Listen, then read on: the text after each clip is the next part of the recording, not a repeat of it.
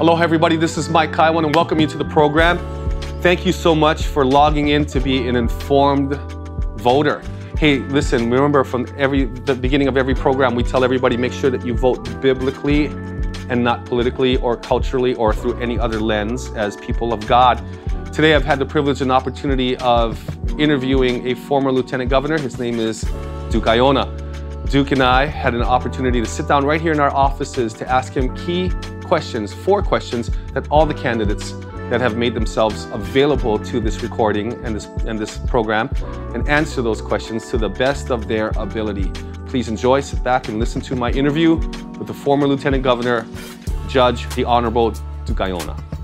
Hey everybody, welcome to the platform. I'm so excited that you've joined us. As you heard in my previous introduction, that we were given the opportunity to interview several candidates for the gubernatorial race for governor coming up here this year in the primary and in the general. So I have the privilege and the opportunity of interviewing someone who's our former lieutenant governor, and he's sitting right here to my right. Would you please welcome Lieutenant Governor, former Lieutenant Governor, Judge Duke Aiona. Duke, welcome. Oh, thank you so much for that, Pastor. I really appreciate that. Yeah, we love having you. We're glad that you're here.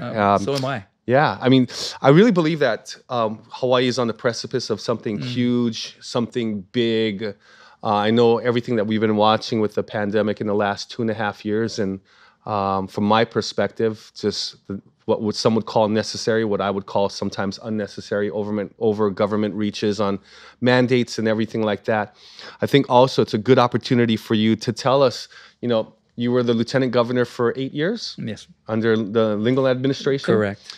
And you were semi-retired, if not retired. What would you call it?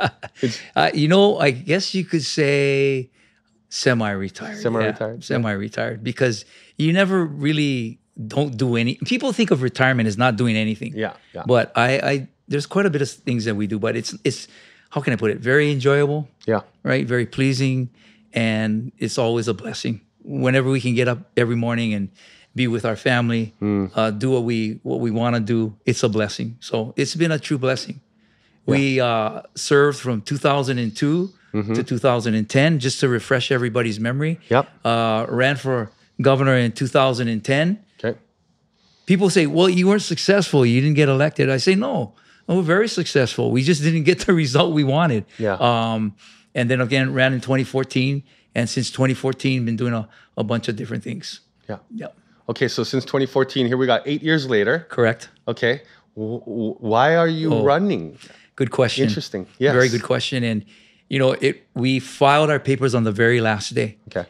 And I will tell you that it wasn't a very easy decision to make. I don't know if it was one of the most difficult decisions that I made in my life, but it was very difficult. Why? Because the family wasn't 100% behind of it. Yeah. And when your family's not 100% behind of it, you have to question that. But my wife and I, we are firm believers in the Lord, and we had prayed on it for a while. I'd say for the last 30 days before the filing deadline came about, and we were in deep prayer and deep thought, and we believe that the Lord's calling us to this very special assignment. And when we prayed as a family, not that they weren't praying for me, individually, but when we prayed together as a family, it was, at that point in time that our hearts were basically shared with everybody. Yeah. And so it wasn't unanimous. So, but they understand when you have a call from the Lord, Yep. you follow that calling. And so we filed on the very last day, and here we are. Let me ask you a question. Why was it a difficult decision? I mean, I'm going to jump into what my assumptions are. My assumptions were that for 8 years you worked at the Capitol, and it was not an easy job. I thought the Lingle administration was a really good the two of you together. Ted Liu, what a great team. Thank you. I think the political climate back in Hawaii was a little bit different back then. I think right time, right place.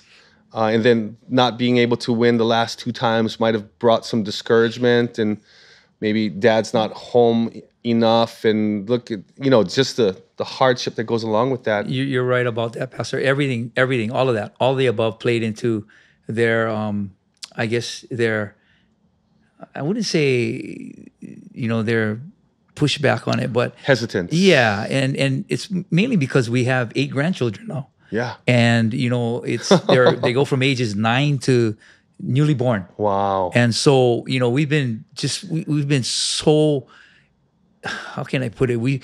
Our whole life is involved with the grandchildren. And they felt that, they saw how I served as LG. Yep. And obviously as governor, it'd be a lot more involved. I'm not saying that I wasn't involved as LG, but it's going to be a little more involved. And of course, when I ran 2 times and they saw what that took out of me. And so I think it was all of that, all of the above. And so they would love, and I would, believe me, there's no greater feeling than being with your grandchildren if you can 5 days a week. Yeah. Why? As you all know, you can easily say, okay, go back to your parents, go back to mom, go back to dad, spoil them and send them back. And they love you unconditionally, right? So very difficult. But you know what it was, and I don't know, maybe I'm jumping the gun on your questions, but what really was moved us was the fact that, the issues are the same, but we as a state and as a country have just gotten worse. My assessment is that we have a broken moral compass. We have the principles and the values and the standards that we have so accustomed to me are basically gone at this point in time. In Hawaii, we call it the spirit of aloha, right? Yeah. The spiritual characters of the Holy Spirit, right? Kindness and unity and patience. We don't have that. Yeah, you've seen it slip too? Yeah, it's basically we live in an environment right now where everything's divisive.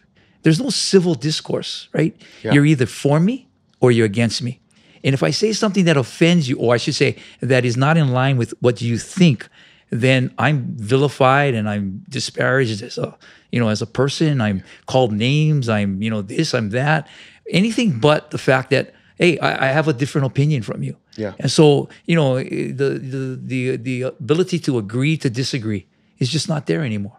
Right. And so it really moved me. It really did move me. This broken compass that I saw. Yeah. And I said, we got to get back. This has got to stop. Yeah. So we see that in government in particular, right? So because of our imbalance that we have in government, we can't fool ourselves. And if we are, I think we have to really reassess what we're looking at. We have a one-party, government in Hawaii. Yep. And with that, it breeds, as I believe, it breeds corruption and it breeds abuse. And you've seen that. It raised this ugly head this past session when we had a senator and a representative, not only indicted but actually pled guilty to basically, pay for play. We've had our police chief, that corruption trial that they had with his wife.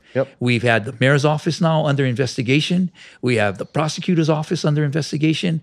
We have all of this. This is all government. Yeah. And so why do we think that the people have no respect and no trust in our government officials? Well, because of what you're seeing. And more so, you mentioned it at the very beginning, these mandates that we've had, right? Yeah. You got to get vaccinated or else you get fired. You got to get the mask on. You got to do this. You got to do that, right? You got to isolate. It's like, okay, we don't trust you, the people, to understand where we are with this pandemic and what it takes to keep us safe and healthy. Yes. And if you don't trust me, then how can I trust you? Because you're mandating me to do something that really is an individual decision. Yeah. Right? Any healthcare decision has to be based on informed consent. And so when it came to the vaccines, I did my homework. I went to Moderna and I went to Pfizer and I read their web pages, and on the very front page, it lists all the risk with the vaccine. Right. And if I didn't take it, they were saying I was selfish. I was not thinking about the health and safety of my family and my friends. But it's right there. Yeah. The risks are right there. And I just, it's one of those kind of things where you just scratch your head and you go, wait a minute. It's about informed consent. Yeah. And yet when I'm getting informed and I say, no, I don't want it, now I get penalized for that. Right? Yeah. So all of this, right? All of this has caused the division that we have right now, and as a result of that, we are worse. We are worse with affordable housing, Yep. homelessness, right? Education, cost of living, and the list has not gone away. No.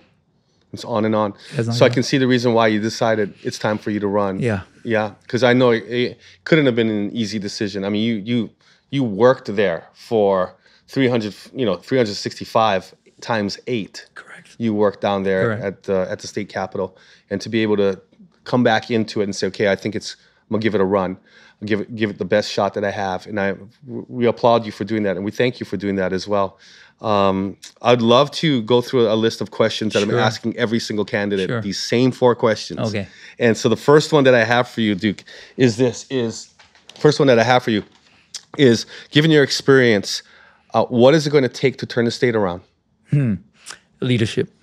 It's going to take leadership. I think there's a void right now in regards to leadership, and it's not a commentary on any individual, anything that's personal. But as you mentioned, I've had that experience. I think I've seen a good leader.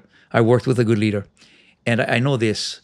I believe that I've been shaped, I've been formed, I've been bred for this type of leadership. 8 years as lieutenant governor. Yeah. 12 years as a judge and a mediator. And with that training and with those skills that I had as a judge, it's about, you really understand what it means to be fair and impartial. You understand what advocacy is all about. Advocacy is about, there's 2 sides to a story. It's about being objective. It's about being, independent and listening to people.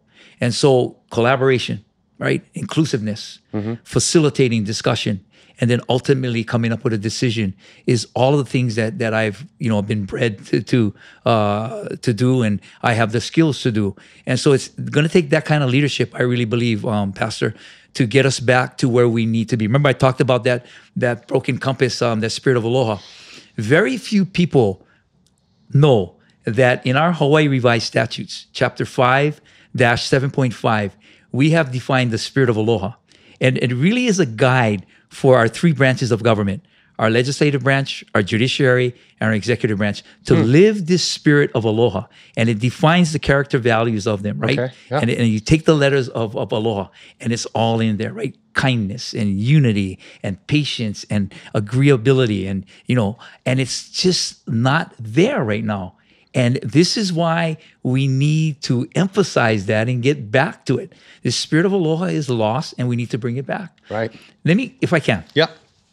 I brought it with me because when we were in office, I started a program up with several other leaders in the community, and it was we took that section of the HRS and we created what are called aloha cards, and we said this was the moral compass.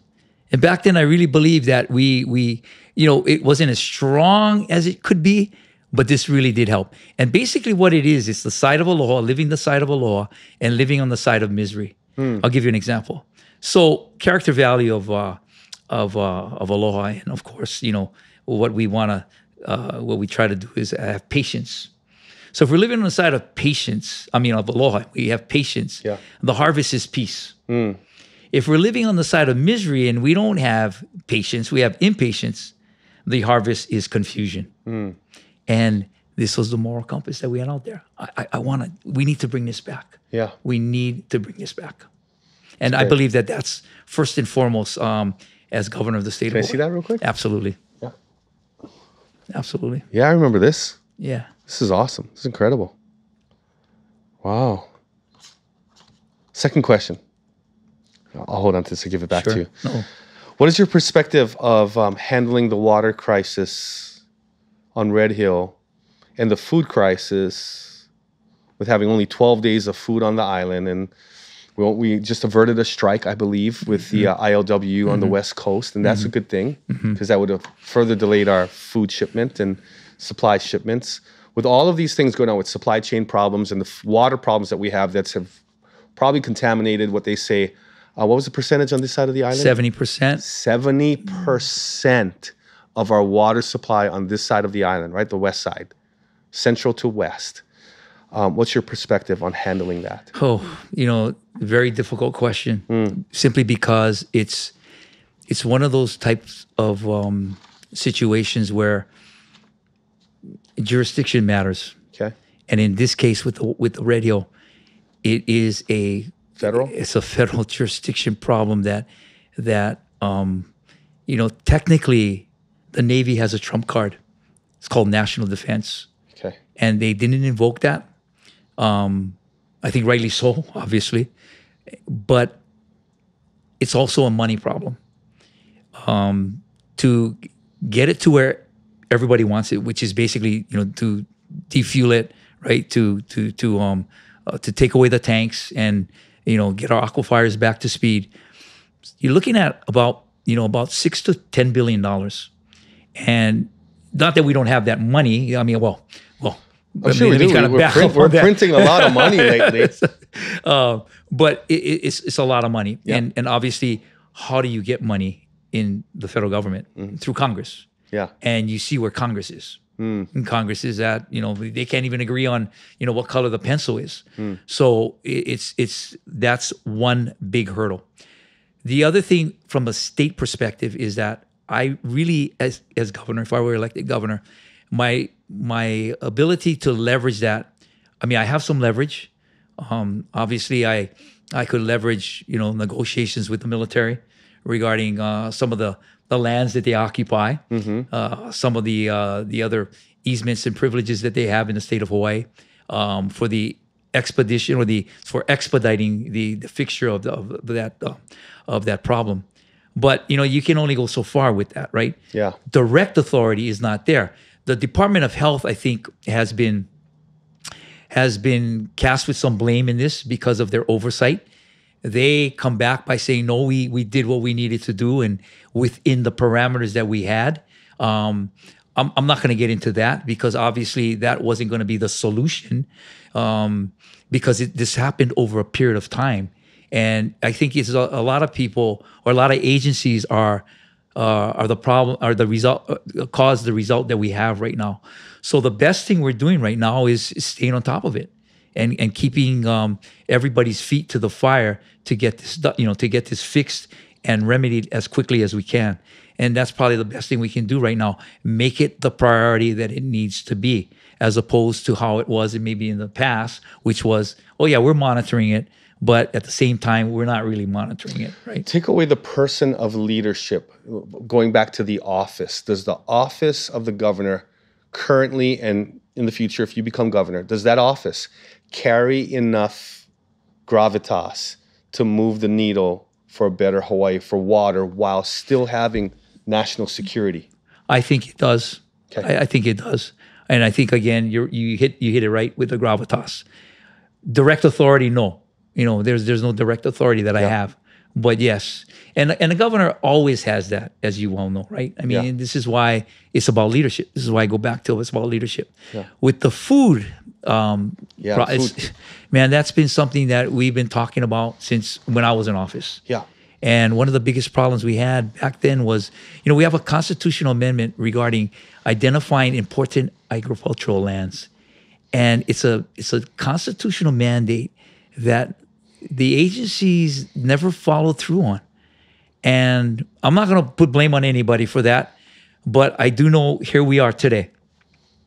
And it will be a priority with me in regards to making sure that we identify our important agricultural lands, and those are the lands that are going to be agricultural. Now, there's a second part to it, and that is, again, the farming aspect, the industry itself. Right. I think, as you all know, not too many people are looking to be farmers in the state of Hawaii. Yeah. That's one. Secondly, the cost of farming is not very, how can I put it, very conducive or something that's easy to get. So financing, which would probably involve some subsidies. But also when we identify these important agricultural lands, keeping them the way they are, and then making them ag for our purposes, for the food that we need. Because we obviously are not going to be able to supply ourselves with every, every every crop. that we're gonna need, right? Yeah. Cattle and dairy, etc.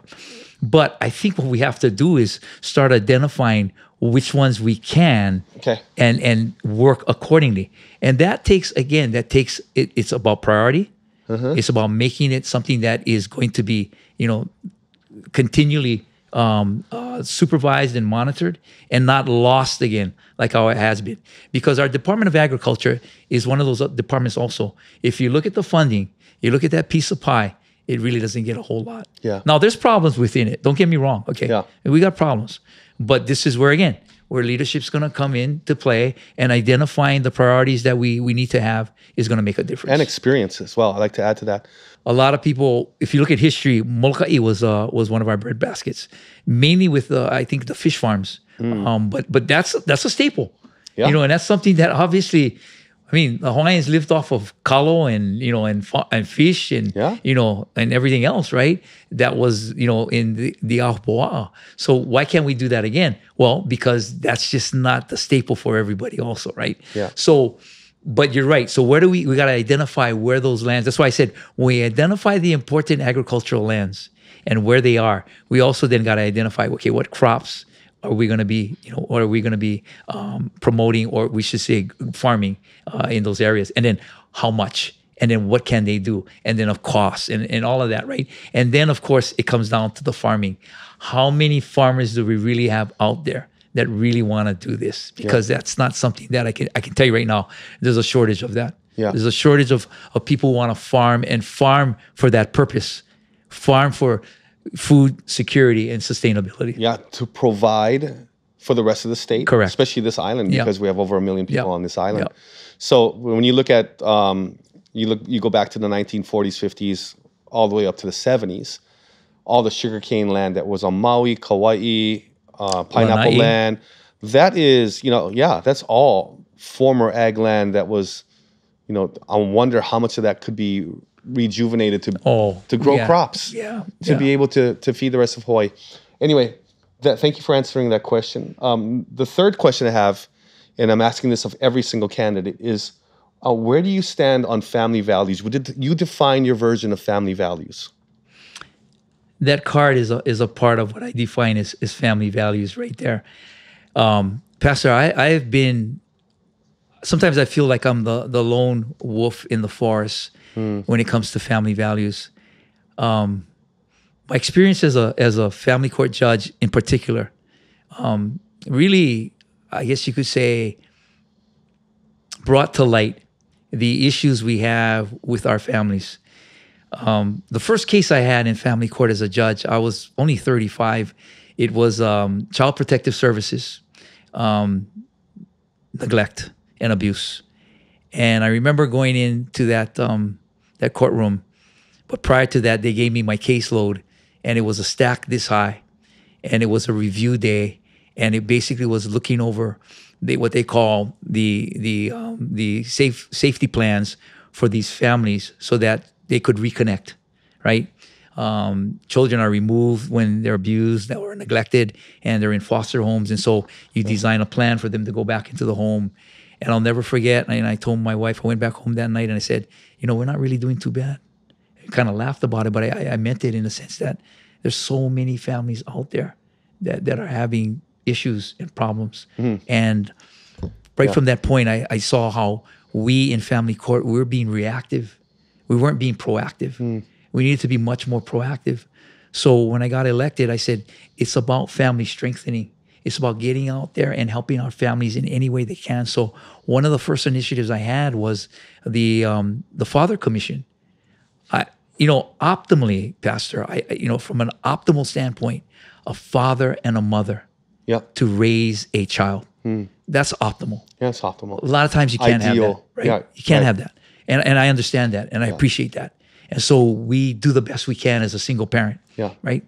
And we try to give them all the resources we can. I believe that there's just not enough programs. There's not enough just support and resources that they can, and emphasis in regards to just strengthening our families from day one, from when they're born.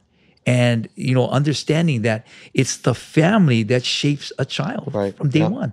Yeah. That's just the bottom line. It's not our schools. It's definitely not government, right? And it's definitely not auntie and uncle most times. Yeah. It's mom and dad. And once we understand that, and this is why I say, when you guys talk about how we educate our children, sexually, about sex and all of that stuff, I said, why don't we try to just give them the lowdown on what it means to be a mom, what it means to be a dad. Yeah. I think even at 15, you can understand that. Yeah. I think you can understand that. The responsibility it is, right? Because that's your child. That is your child. And what comes with that. It's not about, here, I give it to mom or I give it to auntie. It's your responsibility. It's your kuleana. Yeah. So where do I feel about family strengthening? I think it's something that we just don't have enough resources in. Mm-hmm. We don't have enough emphasis on. And believe me, it's a top priority with me. It's something that's very close to my heart. And I believe that if it holds the key. It's not the answer. There's no magic bullet. But it holds the key to a lot of the issues we have with substance abuse, Yep. with juvenile delinquency, Uh-huh. right? With abuse and neglect, and a whole skew of other things. It holds the key, and it's a proactive, it's a preventive measure that we can take if we concentrate mentoring programs, right? I mean, you see the value of that, right? Yeah. Oh, totally. You see it in church, Yes, right? we all do. the time. Yep. Fatherhood Commission, like I said, fathers understanding what their role really is and not being afraid of it, right? Yeah. And being the fathers that they need to be. Yeah. So all of those, I am just excited if I get that opportunity. I have a couple of programs that I had implemented. Like I said, one was the Fatherhood Commission. The other was getting these cards out. But that's just a tool. It's not really a program per se. But there were some mentoring programs that I saw across the country that I thought would be so effective here in Hawaii. Thanks for sharing your thoughts on family values. I really appreciate that. I honestly believe it starts with the fathers. In fact, I was just speaking to someone that works for the Department of Justice today, and we're talking about all the shootings that are going on in America and how they've gone exponential since Columbine, when they used to be more sporadic. I mean, one is too many anyway, but then how they went exponential since Columbine. And he said that a lot of it, what we basically boiled it down to was parenting. All comes down to parenting. I said, what is it? Is it demonic? Is it mental health? He goes, no, it's all the above, but the root is parenting. So I think families are so critical at a time like this, which kind of leads us to that fourth question. And all of these candidates are being asked the same 4 questions. We may dovetail left. We may get on a dog leg or a segue here or there. However, what I wanted to ask you is the 4th and final question. Thinking about family, thinking about life, given the Supreme Court leak that happened, how are you going to handle the abortion issue? Because it's already been made known through the leak, first of all, that there's a leak in the Supreme Court, which is ironic that now it's going to be for every state their opportunity to make their own decision on what they're going to do with abortion. Well, can I start first of all with that leak? You've already mentioned it. I was a part of the judiciary. When you become a judge, it is transformational. That's all I can say. People don't understand that. As far as I know, the colleagues that I worked with, we didn't look at that position that we had as something of status, something that we put on our resume, something that we boast about.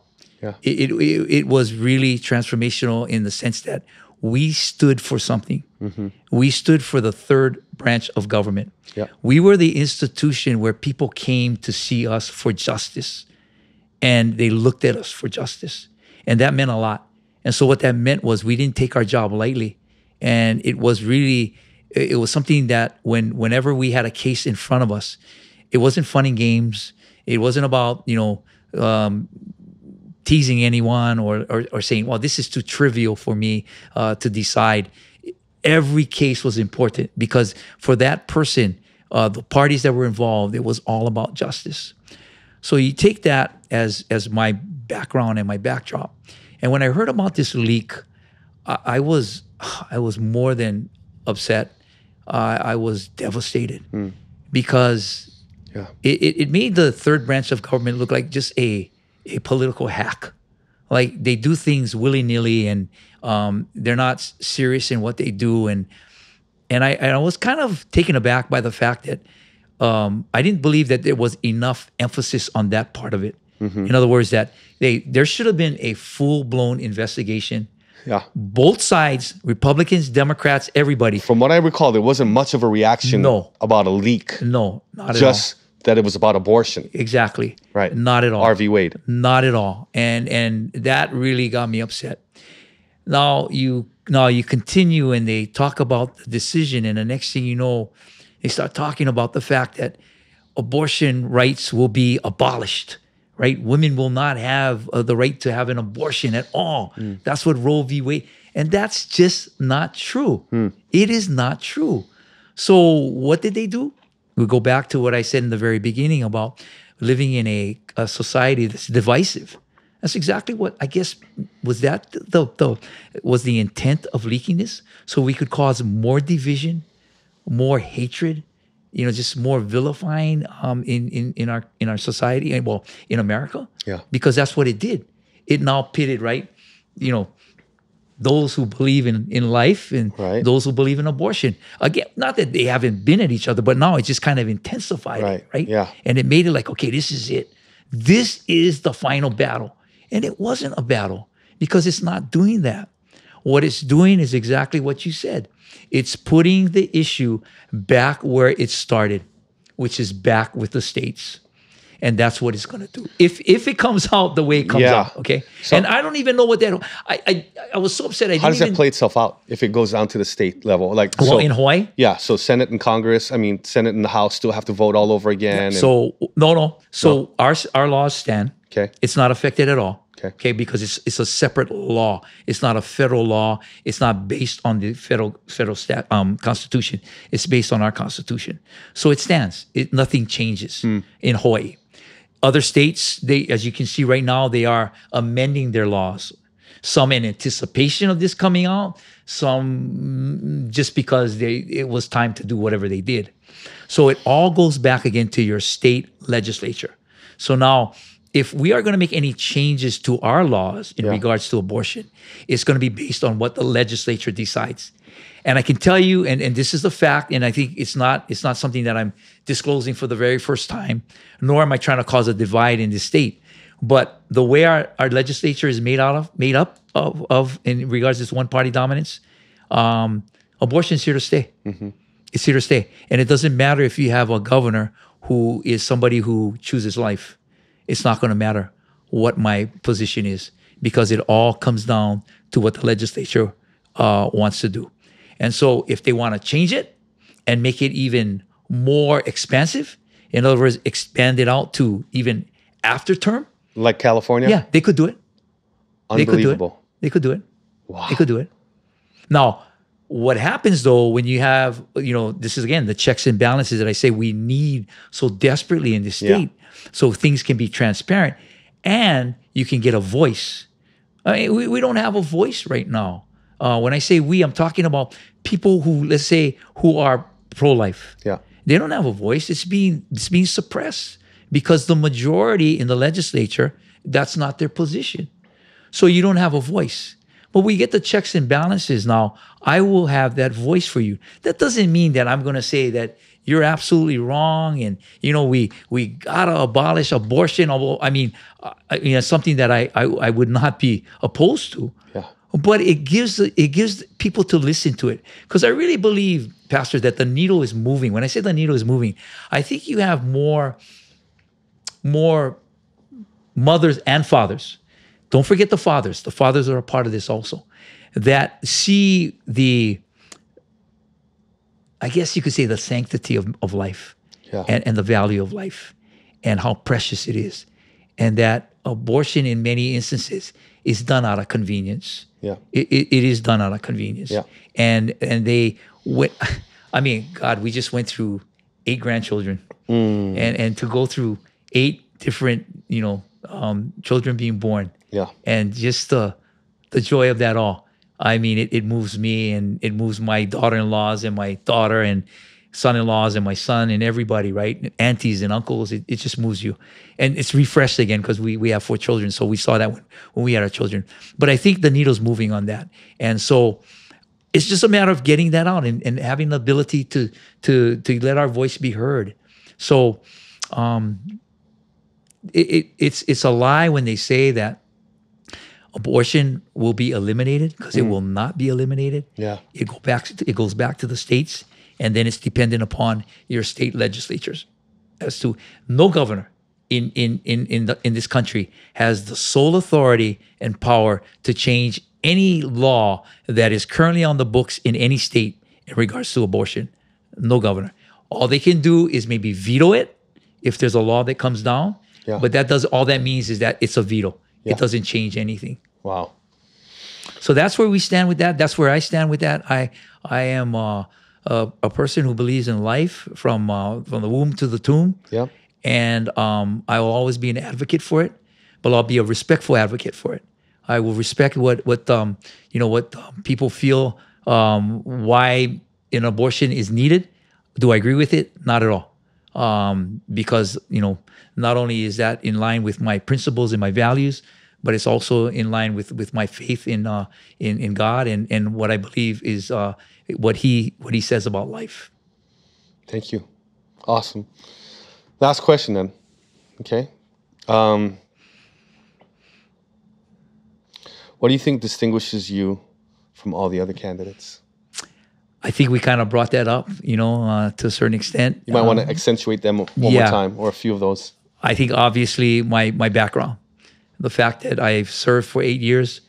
I don't think there's any candidate, either in the Democratic primary or the Republican primary, who served as lieutenant governor for 8 years.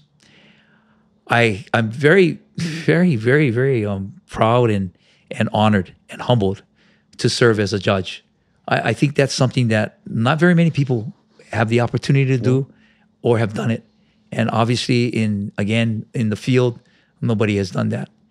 I also take a big distinction is the fact that I'm a little older than I think most of the candidates are.